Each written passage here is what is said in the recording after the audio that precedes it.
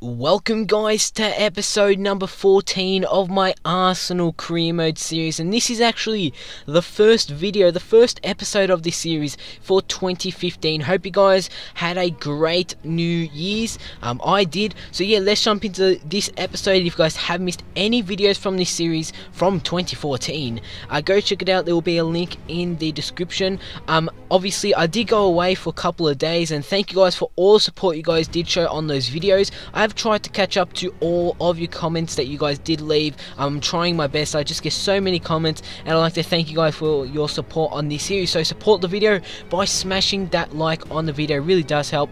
Make sure you drop a comment down below that I can personally respond to, and make sure that you subscribe so you do not miss any videos from me. And as you guys can see, your first game of today's episode is actually going to be the round of 16 Champions League against AS Roma. This is the first leg away, and as you guys did see, I thought we started off this game very well. In the 23rd minute, Danny Welbeck slots one bottom corner into the back of the net, but sadly he was offside. And what a chance that was to put ourselves 1-0 in the lead, and also obviously giving us that away goal. Obviously the away goals mean so much, so if we were to pick up a victory here or even an away goal, that will make us very comfortable going into the second leg. And as you guys did see, in the 36th minute, Roma had a chance of their own, as Florenzi, he had a chance there, but his one does go wide. His shot, sorry, does go wide. But the Roma wingers are very fast. Obviously they do have Totti in the centre forward position. He's not the paciest of players, but they do have Javinho and that Florenzi kid that I did just say,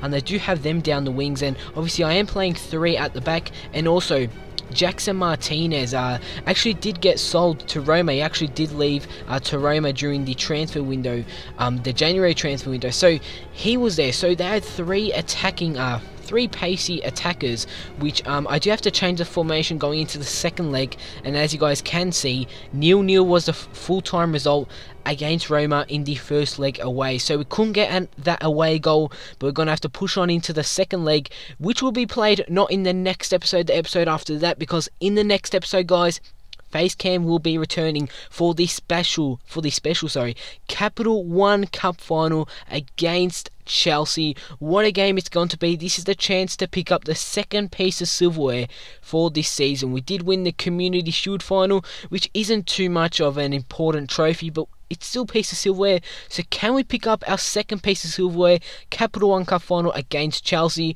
You guys will have to wait and see for tomorrow's episode to find out if we do win that. So obviously tomorrow's episode is going to be totally dedicated to the Capital One Cup final. So jumping into the second game of today's episode against Crystal Palace in the league at Selhurst Park. And in the previous episodes, guys, in the league, we really have been going on a bit of a winning streak, and as you guys can see, if we were to pick up this victory, because Everton have played an extra game in hand, we have a game in hand, sorry, so if we were to pick up this win against Crystal Palace, we'll go third. And obviously Liverpool and Manchester City during this Premier League season have sort of created a big points gap between us and them, so obviously third to first and second, so we're going to have to try and bring that one back. Obviously my objective for this first season was to finish top 4, and if we were challenging for the title, that will be an extra bonus. And as you guys did see for this game against Crystal Palace, I changed the formation to the 4-3-3 formation, and at the beginning of this game, the 4-3-3 formation started off very well. As you guys did see, Maya,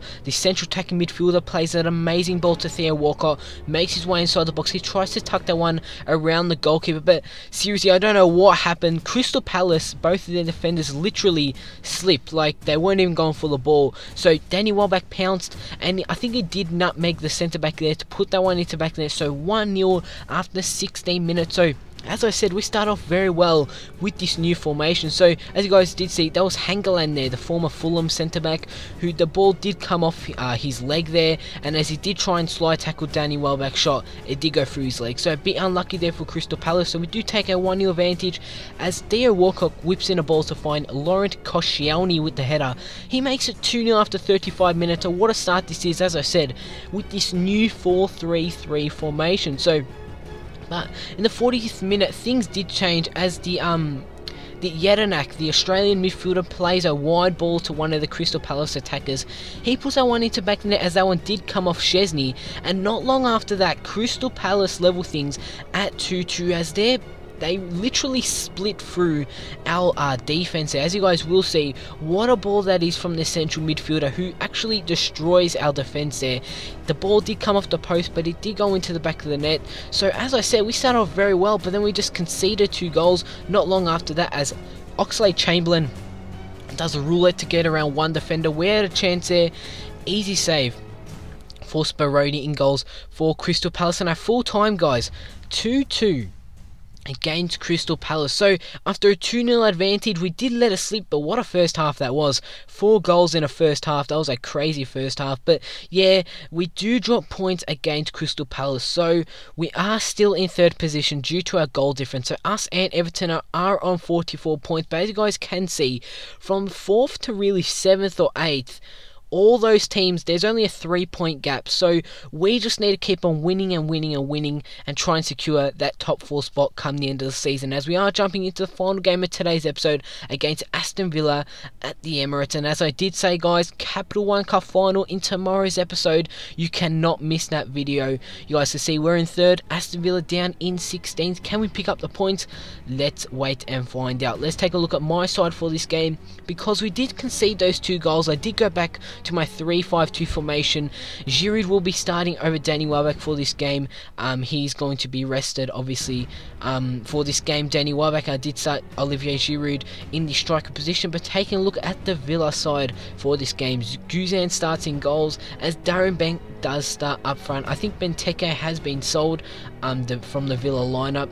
Weeman just behind him with Nzombia and Adelph in the midfield, and so is Tom Cleverley, obviously the Manchester United man. As you guys can see here, in the 10th minute of this game, we had the first chance as Alexis Sanchez makes his way onto goal. He does get clipped, and we do receive a penalty. What a start to this game against Villa at home at the Emirates. Sanchez does go down into the box, and Sanchez is going to take this penalty. So Alexis Sanchez against Guzan. Can we kick off this game with a 1-0 advantage after 12 minutes from the penalty spot? Sanchez is going to go to the right. You guys know it, I always put my penalties to the right. He puts it into the back of the net. Guzan goes to the left, and we make it 1-0 in the early stages of this game. But in the 20th minute, Lacazette plays over top ball to Aaron Ramsey with a great header to Theo Walcott. He runs onto it to make it 2-0. So yet again, guys, like we did against Palace in that game,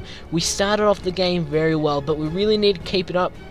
And hopefully we don't actually concede 2 goals like we did against Palace. But Tom Cleverley had a chance there to make it 2-1 and put Villa back into this game, but it was not to be, as Szczesny pulls off a great save. But in the 55th minute, Olivier Giroud makes his way inside the box, obviously, and his shot does go wide, but what a chance that was from Giroud. That's probably the best play he's actually made throughout this whole season. Obviously, he hasn't been playing too well. He hasn't cracked into that starting 11, but that was a great chance there for Giroud to make it 3-0, and that would have really sealed the game. But in the 66th minute, it was Aston Villa who had a free kick. From their free kick, it did actually come off the crossbar, but from that, on the rebound, it was Albongahor who really put that one into the back net from a header. So Aston Villa made it 2-1 there. Sadly, they couldn't get back into the game, luckily for us. So at full time, a 2-1 victory over Aston Villa is a great result. 3 points is what we needed. So guys, that is actually going to wrap up today's episode. Capital One Cup final against Chelsea in tomorrow's episode.